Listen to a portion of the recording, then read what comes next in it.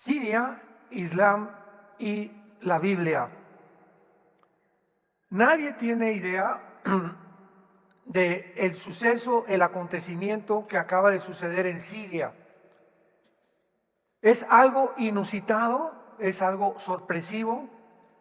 Todavía les voy a dar nada más unos botones de muestra para que se den cuenta de lo que está pasando en el mundo.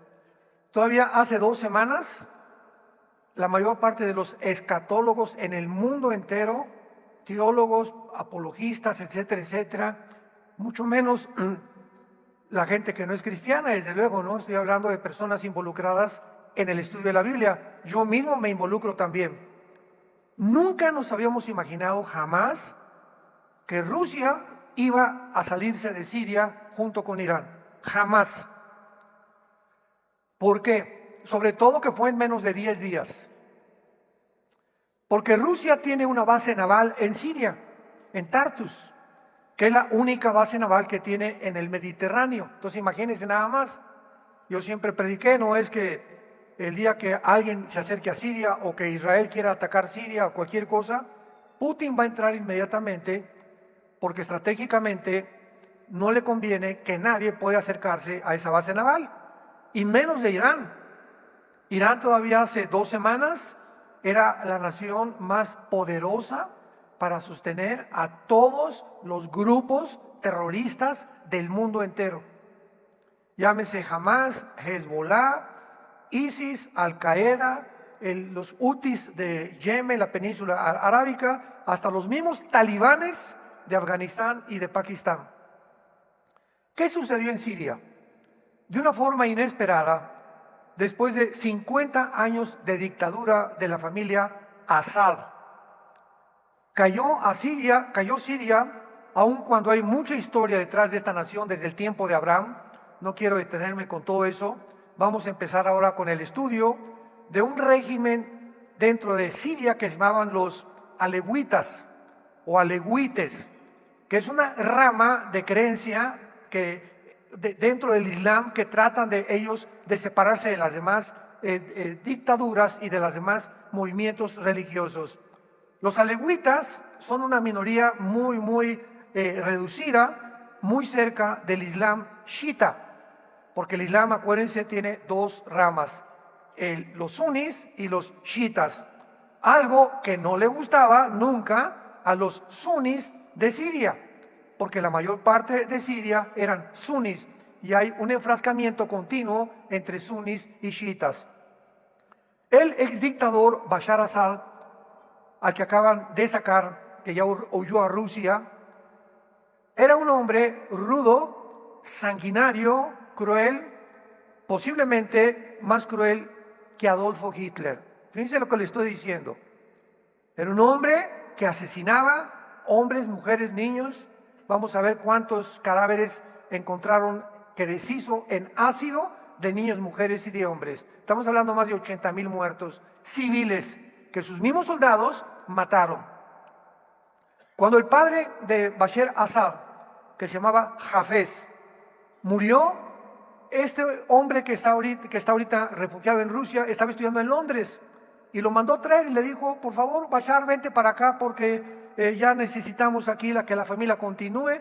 Repito, eran 50 años de dictadura de una familia, del abuelo, del papá y del hijo. Este hombre, Assad, era oftalmólogo, estaba en Londres trabajando como oculista. Entonces él no sabía nada de política ni de mucho menos, pero sin embargo la necesidad hizo que él viniera a Siria a enfrentarse a eso. Y fue llamado a ocupar el puesto de su padre. Sin embargo, ha sido el más cruel y el más sanguinario de todos los dictadores, posiblemente del Medio Oriente, en los últimos 50 años. Porque no solamente masacró y puso en ácido a civiles de su propia nación, sino que también usó armas químicas contra su propio pueblo. Y además le permitió a Rusia y a Irán entrar a ayudarlo para masacrar a todo aquel que pudiera oponerse. En los 13 años de guerra civil que tuvo Siria desde el 2011, más de 60,000 sirios perdieron la vida, muchos de ellos por los mismos soldados de Bashar Asad. Por más duro que pelearon los rebeldes, no pudieron derrotar a las minorías gobernantes alagüitas, porque repito, Asad tenía a Rusia y a Irán de su lado. Pero en este último ataque de hace 1 o 2 semanas, Siria y Turquía comenzaron, o los rebeldes de Siria se unieron con el presidente Erdogan de Turquía y con Qatar, que es otra nación árabe, para pelear al lado de los rebeldes. Y comenzaron a avanzar sin que nadie se diera cuenta, primero hacia la ciudad de Alepo, después llegaron a Hamá, a Homs, y finalmente tomaron la ciudad más antigua del mundo, Damasco. Es de las ciudades más antiguas del mundo. Asad salió corriendo hacia Rusia cuando ya llegaron a Damasco y fue gratamente bienvenido por el presidente Putin, principalmente porque llevaba con él sus cuentas bancarias de 160 millones de dólares. ¿Quiénes son los principales protagonistas de este conflicto en Siria? Los principales agresores de la guerra fueron los rebeldes suníes y los kurdos. Los kurdos es un poblado que son de las pocas etnias en el mundo que no tienen una tierra. Han andado, ¿verdad?, tratando de que los acepten en Siria, en Irak, en Turquía y también en el Líbano. Pero todos han sido desplazados y principalmente el presidente Erdogan de Turquía los odia y los ha perseguido y está tratando de impedir que puedan realmente entrar a Siria, pero los kurdos ya se encuentran mezclados con los drusos, con los kurdos, con los sunitas y con los chiitas dentro de Siria. Ahorita Siria es una ensalada del chef. Ahorita Siria es una olla express con casi todos los grupos rebeldes ahí en Siria, bajo un gobierno de un hombre llamado Jalani, que vamos a ver más adelante que no es un hombre, pero fue excomandante de Al-Qaeda, excomandante de ISIS y ahora es el jefe de los rebeldes en el país de Siria. Los kurdos son el más grande grupo en el mundo, repito, sin tierra. Cubren la parte de Turquía, Irak, Siria, Irán, con aproximadamente 40 millones de personas y la mayoría de los kurdos son musulmanes sunís. Ninguna de estas 4 naciones los ha aceptado y han tratado de echarlos fuera y los han perseguido. Pero de mayor impacto en la guerra civil fueron los rebeldes sunís y el grupo más grande fue el que ahora es el jefe de todos los terroristas, que se llamaba Ahmed al-Sharaa. Ahmed al-Sharaa es el jefe que se puso el nombre de al-Jolani, pero su nombre es Ahmed al-Sharaa, con un grupo árabe que acaba de resurgir en el Medio Oriente. Ya oímos a Al-Qaeda, ya oímos a los talibanes, ya oímos a los de Jehová, etcétera, etcétera. Su nuevo grupo se llama en árabe Hayat Tahrir al-Sham. Hayat Tahrir al-Sham, que significa la Organización para la Liberación del Levante. ¿Qué cosa es el Levante? El Levante reúne a 4 principales naciones árabes: a Siria, al Líbano, a Israel y a Jordania. Entonces ahora este hombre, bajo el nombre de la Organización para Liberar al Levante, se cree, ¿verdad?, que es otra vez el califa que va a poder establecer el califato en todo el Medio Oriente. Yo les decía a ustedes que este suceso y este acontecimiento ha sido de una forma dramática, sorprendente, que nos indica claramente ya, sin ninguna duda alguna, lo cerca que estamos que Jesús venga por nosotros. Esta es una de las profecías, lo vamos a ir viendo, más importantes, principalmente porque los que estudiamos las profecías habíamos creído que Rusia iba a tener un protagonismo, de acuerdo a Ezequiel 38 y 39, la famosa batalla de Gog y Magog, y que iba Irán también, porque Irán va a formar parte del gobierno futuro del anticristo, pero ahora vemos que no es así, que Rusia queda completamente descoyuntada y que Estados Unidos también. Ahorita 2 naciones que están en conflicto, tratando una con la otra de destruirse, van a quedar completamente fuera del campo de juego, de la partida de ajedrez, donde se va a llevar a cabo la Tercera Guerra Mundial. Les recomiendo que la busquen. Ayer fue lo que compartí el tema, la Tercera Guerra Mundial, en el desayuno, y donde expliqué claramente que ninguna de estas guerras nos va a llevar a la Tercera Guerra Mundial. La Tercera Guerra Mundial será el final de la segunda venida de Jesucristo, y nosotros ya venimos con Él. Así que nosotros no vamos a estar en la Tercera Guerra Mundial. Entonces vemos nosotros que, sin embargo, este jefe rebelde se hace llamar Abu Mohammed al-Jolami. Es comandante de Al-Qaeda, de ISIS, y actualmente está siendo financiado por Turquía y por Qatar. Veamos ahora el lado positivo de esta ocupación y el lado negativo de lo que acaba de pasar en Siria. De alguna manera, esta ocupación ha beneficiado a Israel de la siguiente manera. Este grupo de rebeldes se están peleando entre ellos. Número uno, porque al principio, la primera semana, trataron, ¿verdad?, como eran de diferentes etnias, diferentes sectas, diferentes religiones, pues todos querían tomar participación y tomar el protagonismo. Pero estos terroristas, aunque se odiaban unos a otros, se unieron a Jolani porque vieron que él llegó a Damasco, y al llegar a Damasco todos se calmaron y se dieron cuenta que Siria estaba en manos de todos ellos, y que el momento que surge un líder, ya puede el líder decirles: ustedes acá y ustedes allá. Entonces esto desapareció, y esto fue una de las cosas positivas que sucedieron. En segundo lugar, estos grupos buscaban la venganza contra el presidente Assad, contra el dictador Assad, porque solo lo que hizo Assad en una sola prisión en el pueblo de Sednaya, al norte de Damasco, encontraron 75,000 ejecuciones y una inmensa tumba con miles de esqueletos de prisioneros que habían sido sus cuerpos deshechos en ácido, además de 150 fosas con más de 100,000 cadáveres. Todos estos prisioneros que ejecutó el gobierno de Assad eran parientes y familiares de los que se encuentran ahorita como rebeldes tratando de derrocar, que ya lo hicieron, el gobierno o la dictadura del presidente Assad. Y por eso están felices, porque todos estos muertos, ellos eran familiares de ellos o amigos cercanos. Todas estas matanzas no solamente fueron de Assad, también, repito, Irán y Rusia participaron en estas masacres. Y en tercer lugar, el tercer lado positivo de esta ocupación es que el ejército de Israel, ¿verdad?, fue el que realmente ha tratado de cuidar todo, porque entre la frontera de Siria y en la frontera de Israel, muchos de ustedes saben, los que hemos ido a Israel, que en el norte de Israel está el mar Galilea, el mar de Galilea, y está una frontera, ahí lo ves, con Siria, y son casi vecinos los sirios y los judíos.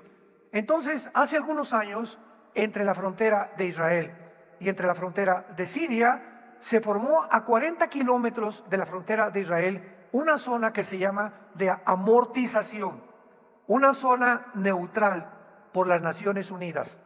Entonces, esta zona que aparece en azul en muchos mapas, no podían entrar ni los sirios ni tampoco los judíos. Era una zona neutral de vigilancia, y estaba en lo que se llama el monte Hermón, y que, de acuerdo al libro de Enoc, fue donde descendieron casi 200 ángeles en el Medio Oriente en los tiempos del diluvio universal. De acuerdo al libro de Enoc, es lo que eso dice el libro de Enoc. El monte Hermón mide 2,817 metros sobre el nivel del mar, y es el punto más alto donde Israel ahora, cuando los rebeldes entraron, las Naciones Unidas, los cascos azules de las Naciones Unidas, salieron corriendo de esta zona neutral.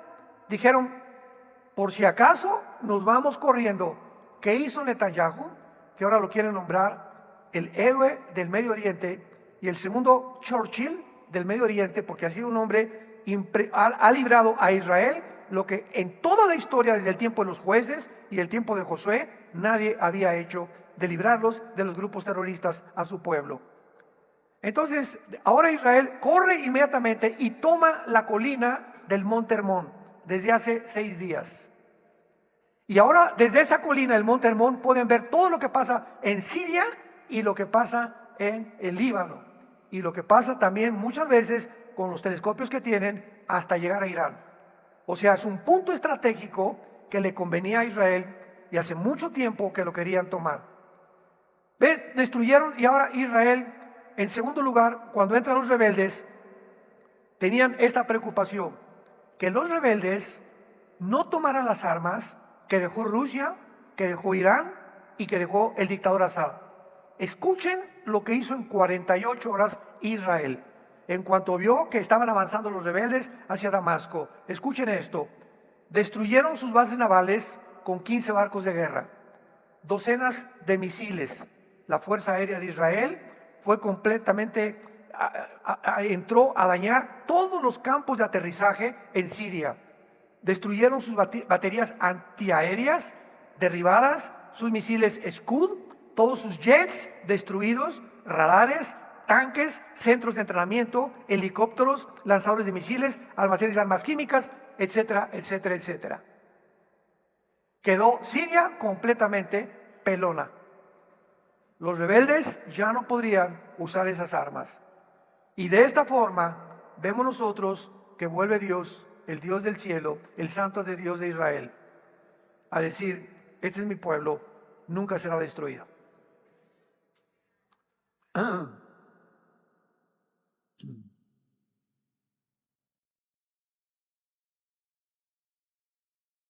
¿Qué es la Siria actual?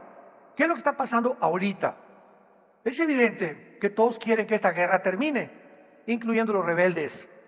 El jefe de todos ahora, de todos estos rebeldes, Jolani, acaba de decir estas palabras: hemos regresado a la estabilidad. El pueblo sirio estaba exhausto y no queremos pelear más. Tampoco tenemos planeado movernos hacia Israel, pues nuestra preocupación era Irán y Hezbollah, que llevaron a cabo estas masacres. Escuchen esto: toda esta serie que vamos a tratar es para que ustedes se den cuenta cómo piensa el Islam, porque es una ignorancia tremenda la que existe en el mundo acerca de cómo piensa el Islam. ¿Por qué queremos nosotros como cristianos entender cómo piensa el Islam? Porque el Islam, como lo vamos a ver más adelante, tiene su teología que están esperando al 12º imán. Todo eso lo vamos a explicar más adelante. ¿Qué significa esto? Que están esperando a la reencarnación o al sucesor de Mahoma. Y de acuerdo a la ley del Islam, es un niño, el 12º imán, que se encuentra en un pozo, en una cueva, que la Biblia llama el abismo. Atención. Y que va a salir del pozo en estos tiempos que estamos viviendo. Vean ustedes en dónde nos encontramos. Y cuando él surja de ese pozo, va a convertirse en el califa, a establecer el califato en todo el Medio Oriente. Y entonces va a venir otro hombre llamado Jesús, que le llaman en árabe Isa, I-S-A, Isa, y que lo va a ayudar a destruir al mundo entero para establecer la religión del Islam.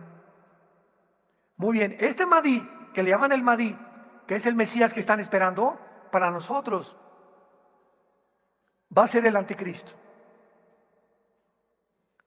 El Mesías que está esperando el Islam es en la Biblia el anticristo. Lo vamos a ver y no se imaginan la cantidad de detalles que hay entre este personaje y el anticristo de la Biblia. Entonces, esto es asombroso, vuelvo a repetir, porque es el momento en que ellos ya quieren tomar el Medio Oriente, y es el momento en que la Biblia dijo que surgiría el anticristo. Y si el anticristo surge, va a ser muy difícil que nosotros lo conozcamos. Yo ni lo quiero conocer. No estamos esperando nosotros al anticristo, estamos esperando a Jesucristo. Sin embargo, dentro de la filosofía y la política y la narrativa del Islam, ellos, cuando se enfrentan a los no musulmanes, que les llaman infieles, les dicen, por ejemplo, vamos a ver el ejemplo, Yasser Arafat y el presidente Yitzhak Rabin, ministro de Israel, y atrás de ellos el presidente Bill Clinton en la Casa Blanca. Viene Arafat, le da la mano al ministro Yitzhak Rabin, mucho gusto, tenemos la paz, y Clinton los respalda y firman un tratado. Esta es la voz de Arafat en el mundo occidental. Arafat toma el avión al otro día y regresa con los suyos y les dice: les he mentido. Porque para ellos mentirles a los no musulmanes no es pecado delante de Alá. Entonces nunca, jamás de los jamases, Israel ha creído lo que ellos dicen. ¿Por qué? Porque no es cierto. Es la forma en la que manejan ellos su política. Entonces, cuando ahorita todas las naciones están hablando, vamos a tener dos estados dentro de Israel. El Estado palestino, ¿verdad? Que ya casi desapareció el grupo terrorista de Hamas, y Israel. Y si se juntan, Israel le da la oportunidad a los pobrecitos palestinos para que puedan fundar una nación junto con Israel. Va a haber paz entre Israel. Israel está invadiendo Palestina o Gaza, o a los palestinos, no les está dando de comer, los tiene completamente, ha matado muchos civiles, etcétera, etcétera. La víctima son los terroristas y no Israel. Y los judíos saben perfectamente bien. Ellos han firmado desde 1948, cuando David Ben Gurión nombraron primer ministro de Israel, que les han ofrecido la paz. En 2007 le dijo al Fatah, Hamas, Israel: ahí está Gaza, hagan ustedes lo que quieran. Y había cantidad de reservaciones judías dentro de Gaza, con judíos viviendo. Y llega Israel y les dice a todos los judíos de Gaza: sálganse, porque ahora es de los palestinos este terreno.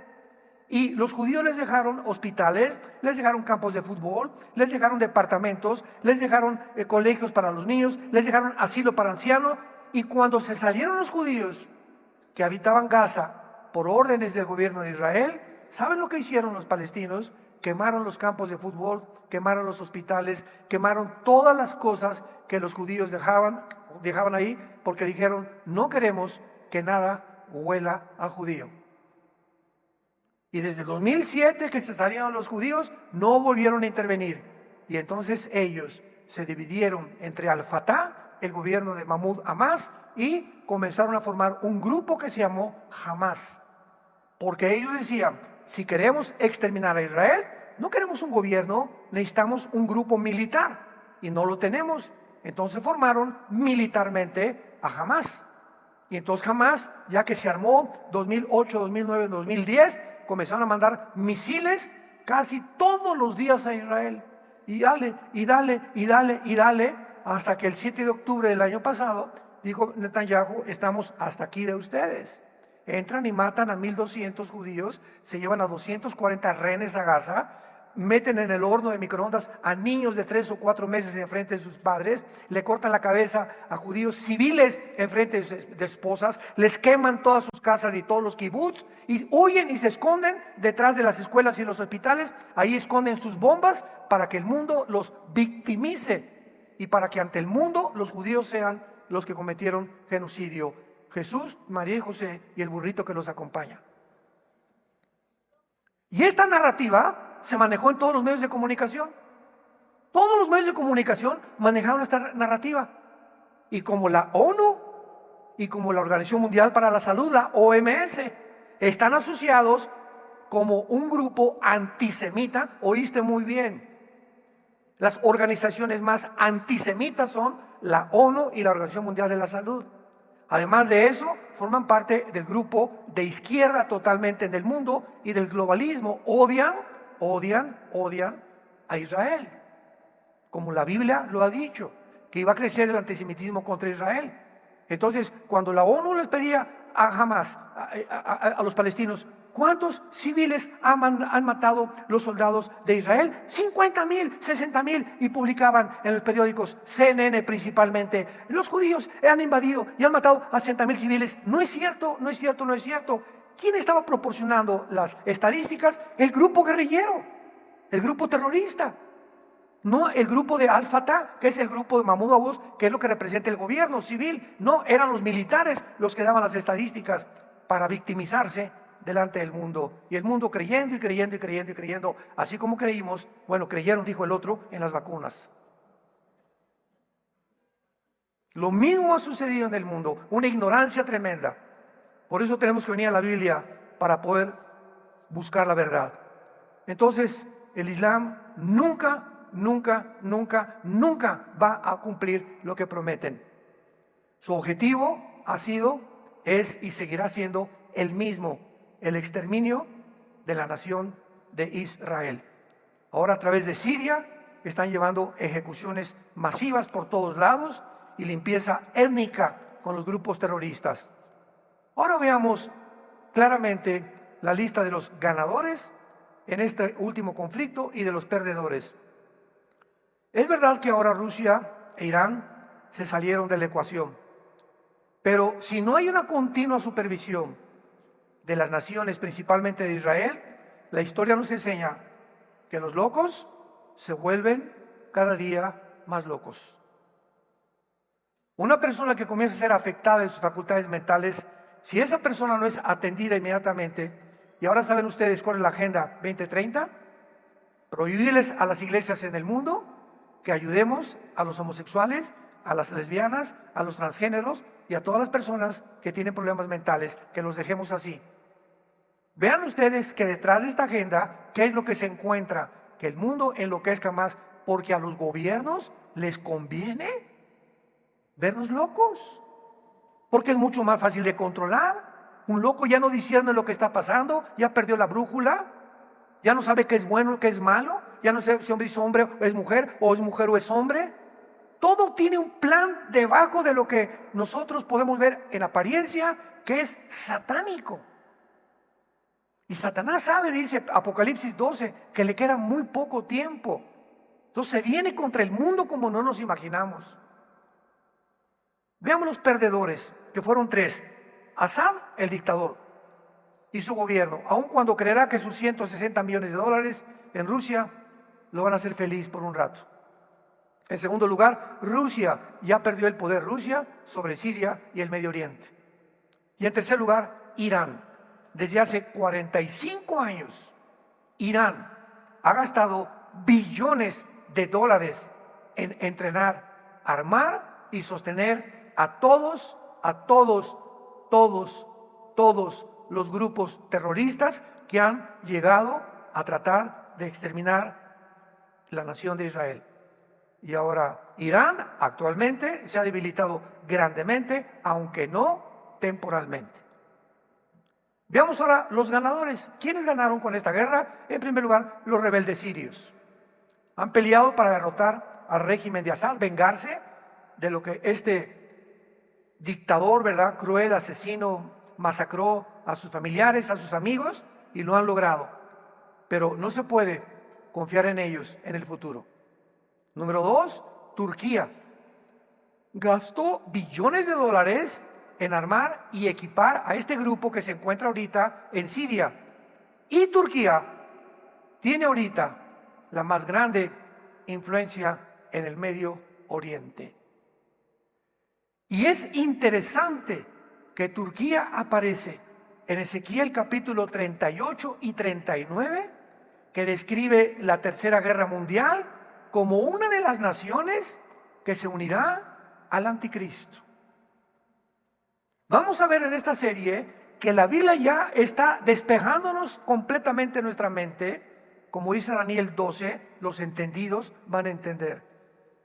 ¿Y cuál es nuestra labor como líderes espirituales? Iluminar a ustedes el camino para que vean lo que está pasando, para que entendamos todos que esto es alarmante, que necesitamos regresarnos a Dios con todo el corazón, que necesitamos regresarnos a nuestra familia, que los padres puedan amar a sus hijos, tener comunión con nuestros hijos y recordar que la familia es el baluarte, el cimiento, la roca que sostiene todas las sociedades, y el matrimonio es la institución más santa y más grande que Dios ha instituido en su santa palabra. El matrimonio es lo que forma la sociedad, y el ataque desde hace 5 o 6 años se vino así en contra de la familia.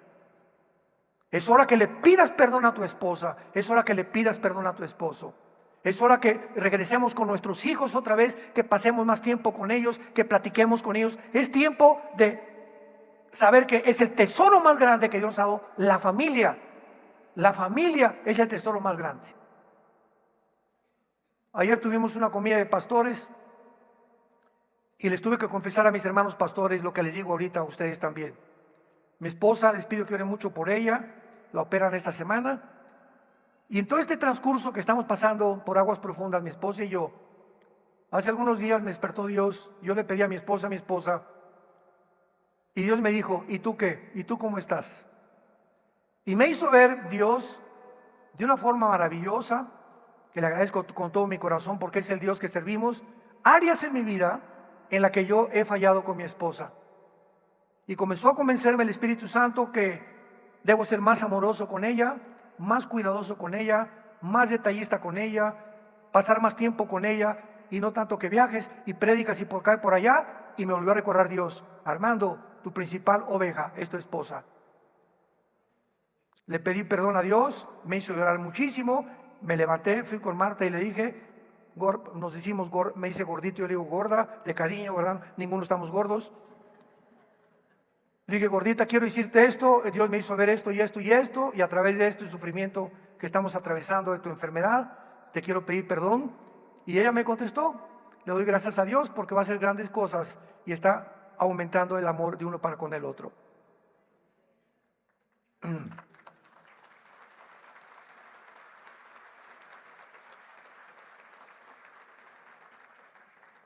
Es tiempo de arrepentirnos.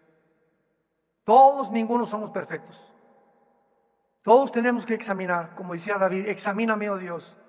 Ve si hay camino de iniquidad en mi vida, Padre. Llega un tiempo en que creemos que si alguien no nos dice que estamos mal, seguimos actuando y se vuelve una rutina. Hay muchos matrimonios que viven bajo el mismo techo y tienen años o meses divorciados emocionalmente. Hay matrimonios que ya no tienen que ver nada con los hijos, y los hijos se decepcionan de nosotros los padres cuando no ven que somos una realidad. Y ahorita el alarma está tomando: Jesús viene, Jesús viene. ¿Cuántos millones que se decían cristianos se van a quedar? Se van a quedar. Nunca examinaste tu corazón, nunca cambiaste tu actitud, nunca le pediste perdón a nadie. Y esto no puede seguir así. Es tiempo de volvernos a Dios. Le estoy hablando a los cristianos. Y si no lo eres, es tiempo que examines si realmente eres cristiano. Netanyahu ha cumplido lo que prometió, ha traído la paz a Israel. ¿Y qué significa todo para esto, para Israel?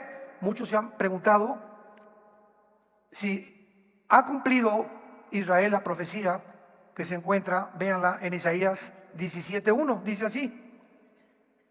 Hay una profecía sobre Damasco. Repito, una de las ciudades más grandes, más antiguas del mundo. Y esta profecía dice así, Isaías 17:1, profecía sobre Damasco: he aquí que Damasco dejará de ser ciudad y será un montón de ruinas. Escuchen, cuando los asirios entraron hace 2700 años, 700 años antes de Cristo, Asiria, ¿verdad?, no destruyeron la ciudad de Damasco. En el siglo 12 y 13 después de Cristo, los cruzados entraron a Damasco y no destruyeron la ciudad. Ahora estos rebeldes acaban de entrar a Damasco y la ciudad está intacta. Entonces, ¿qué respondo? Esta no es la profecía que se va a cumplir. La destrucción de Damasco vendrá, no sé, en el futuro. Pero todavía esta profecía no se ha cumplido. Además, vemos nosotros también, ¿verdad?, de que Netanyahu se convierte ahora en un líder impresionante, de los más grandes de Israel. Ha probado ser eso precisamente. Además, la mayoría del gabinete del presidente Trump, que el 20 de enero toma posesión de la Casa Blanca, la mayoría son sionistas, o sea, apoyan a Israel. Y este término ha sido tan pervertido y tan mal interpretado porque hay un sionismo de un grupo de judíos que no anhelan realmente ni aman a Israel, porque la palabra sionista verdaderamente en sus raíces significa todos aquellos que aman que tengan una tierra donde vivir. Por eso nació el sionismo en el siglo XIX. Entonces, ese es el verdadero sionismo. Pero ahora los sionistas les llaman a aquellos todos, por ejemplo, George Soros, uno de los millonarios más grandes del mundo, es judío y odia a Israel. Por el amor de Dios. Así como hay mexicanos. ¿Cuántos mexicanos odian a México? No, yo no, México. Yo nada más me sé la de Juan Charrasqueado. Pues aunque sepas Juan Charrasqueado y cantes como los Panchos, etcétera, etcétera, la forma como tú vives, no tienes nada de patriota. Porque te importa más la posición política y un gobierno y haces solo tus convicciones y de patriota no tienes nada. No es cierto que amas a México. Y es el tiempo de los patriotas ya. Como está haciendo en Estados Unidos, como tiene que ser en el mundo entero. Que nos levantemos y que sepamos que amamos a nuestro país, por lo cual oramos por nuestro país. Es el tiempo de volvernos a la familia, es el tiempo de orar por nuestra nación. Ese tiempo ha llegado, porque el mundo va a quedar completamente devastado en cuanto el anticristo surja en el escenario mundial. Ahora veamos este conflicto con un microscopio o con más detalles. Este conflicto es mucho más peligroso de lo que pudiéramos imaginar y las profecías bíblicas se están cumpliendo al pie de la letra. Número 1, veamos lo que no sabemos todavía y vamos a ver rápidamente lo que sí sabemos. Número 1, no sabemos todavía cuánto territorio Turquía va a controlar, porque todos los rebeldes ahorita están bajo el presidente Erdogan. Número 2, no sabemos si los grupos islámicos que están ahorita en Turquía van a ser fieles a Turquía o habrá un tiempo cuando se rebelen contra Erdogan y se independicen de Turquía, cosa que lo veo muy, pero muy difícil. No sabemos tampoco qué hará Israel en Siria. Ahorita Netanyahu no va a entrar a Siria, no va a perseguir a nadie, va a estar solamente cuidando, resguardando las fronteras con Israel, nada más. Y ahorita, repito, acaban de tomar el monte Hermón para proteger que los rebeldes no se acerquen más a la orilla del norte de las colinas del Golán. ¿Qué ha sucedido actualmente? Assad huyó a Rusia. Después de 50 años de dictadura, Rusia ya sacó su flota naval impresionante, increíble, dándonos a entender que Rusia no está en la profecía de Gog y Magog, que durante años por tradiciones se enseñó que Gog y Magog era Rusia que vendría en contra de Israel. Aquí queda esto completamente fuera de la ecuación bíblica profética de Dios. Número 2, Irán está debilitado, es verdad.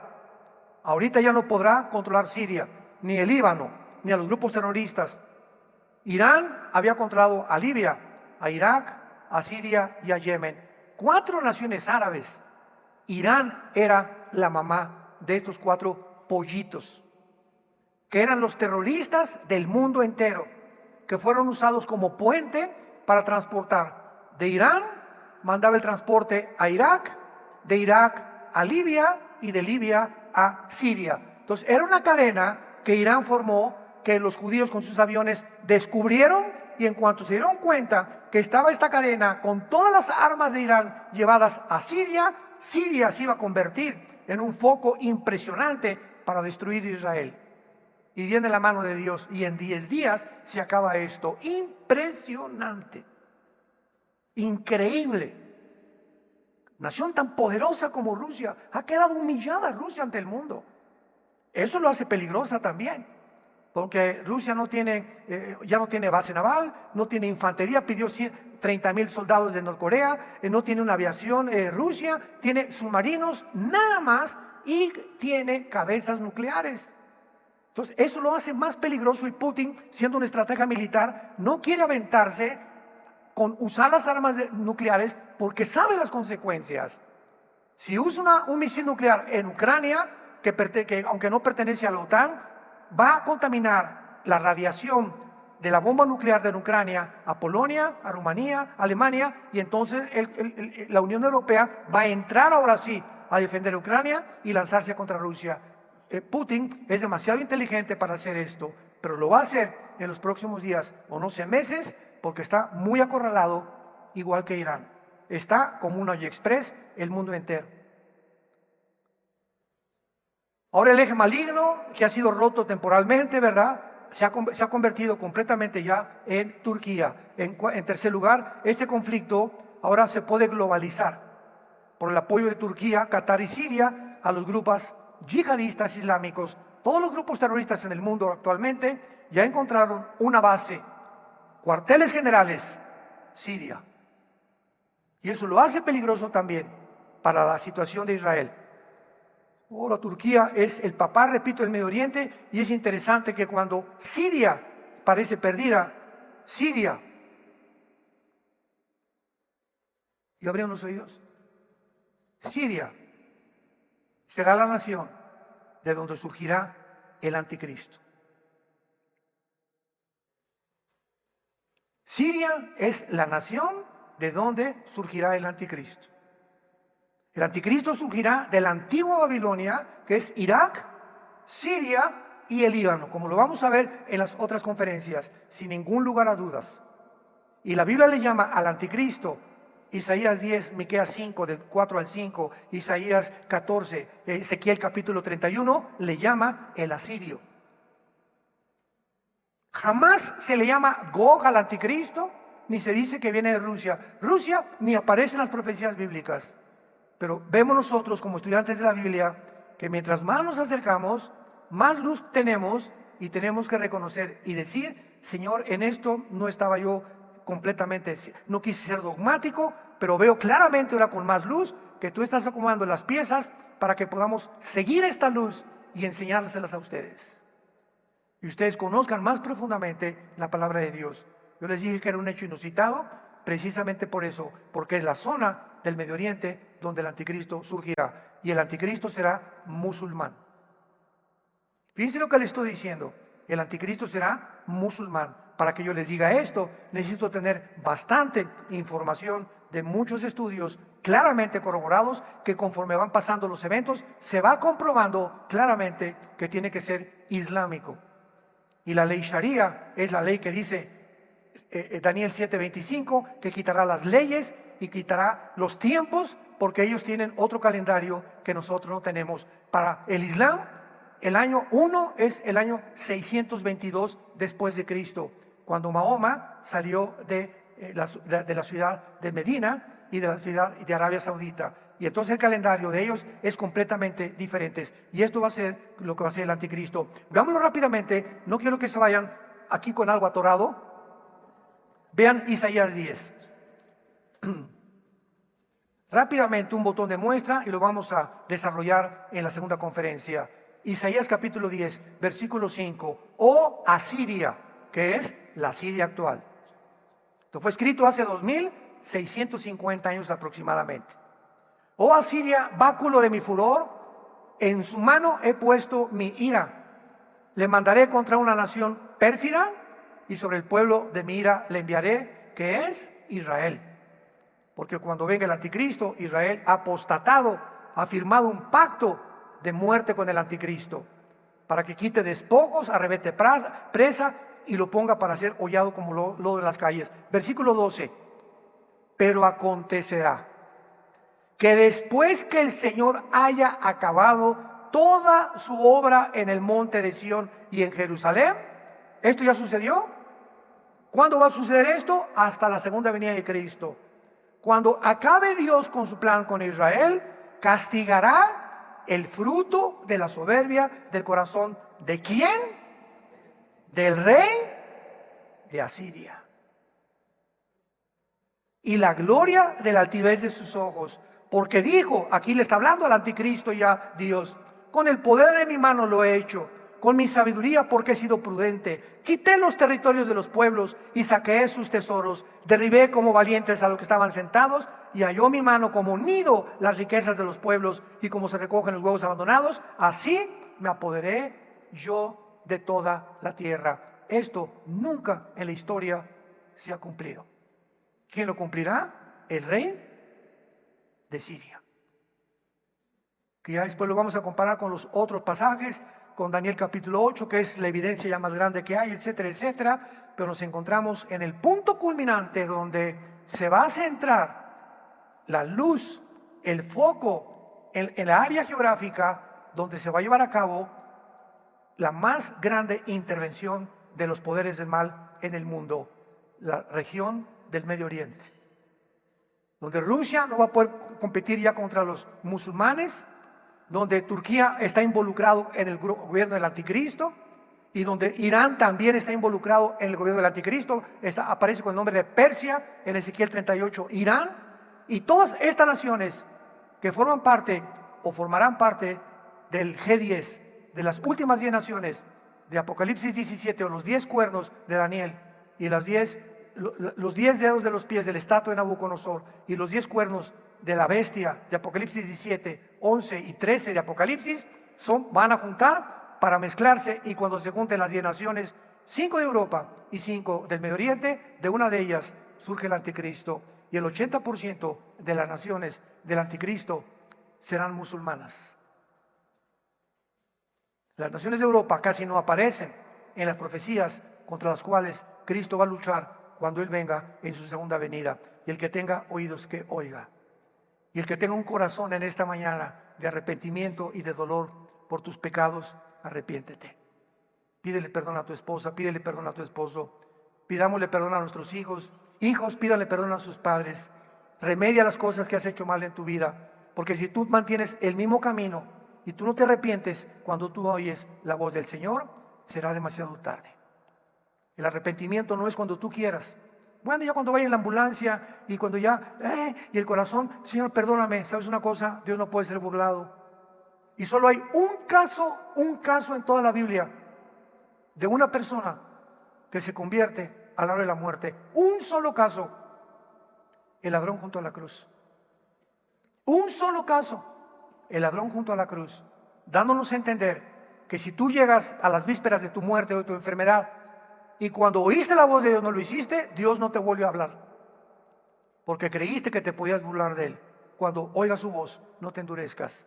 Hoy es el día de tu salvación, hoy es el día de tu decisión. Vengan a la cruz, arrepiéntete de tu vida, pídele perdón a Dios, que la sangre de Cristo nos limpia de todo pecado. Te damos gracias, Padre, por tu palabra. El camino del justo es como la aurora que va en aumento hasta que el día es perfecto. Gracias, Señor, porque tú le prometiste a tu profeta Daniel: los entendidos resplandecerán como el resplandor del firmamento. Estas palabras, séllalas hasta el tiempo del fin.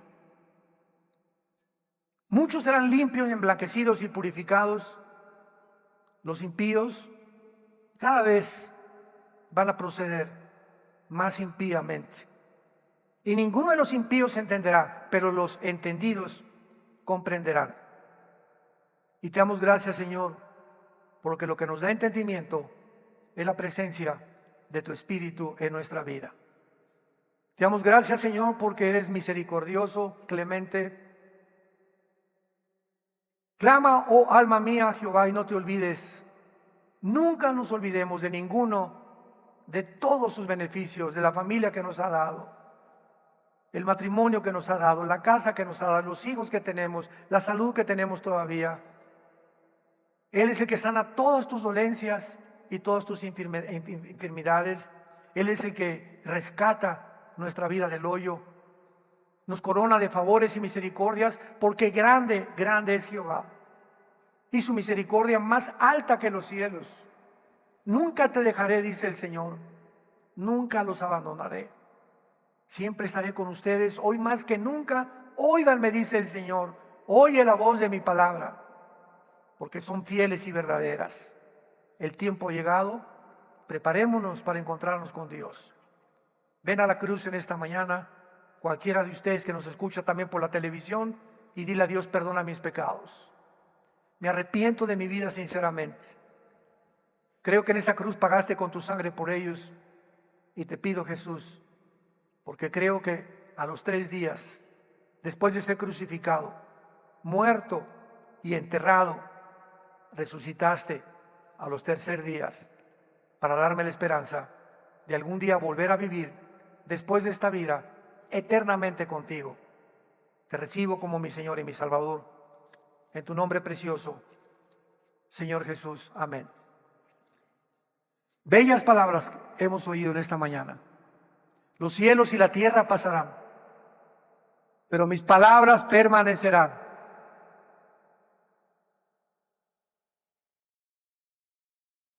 No hay libro más maravilloso que las Sagradas Escrituras.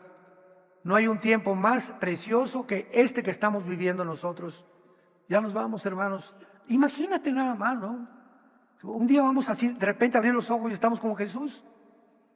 Adiós cáncer, adiós muerte, adiós pobreza, adiós dolor, adiós lágrimas, adiós angustia, adiós estrés, adiós incertidumbre. Las cosas viejas pasaron y ahora todas van a ser hechas nuevas, aparte en el cielo con el Señor Jesucristo.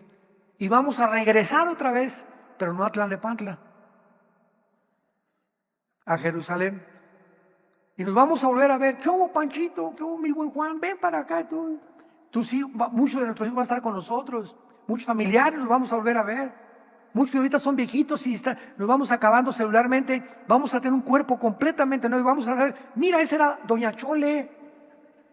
Y ahora parece princesa.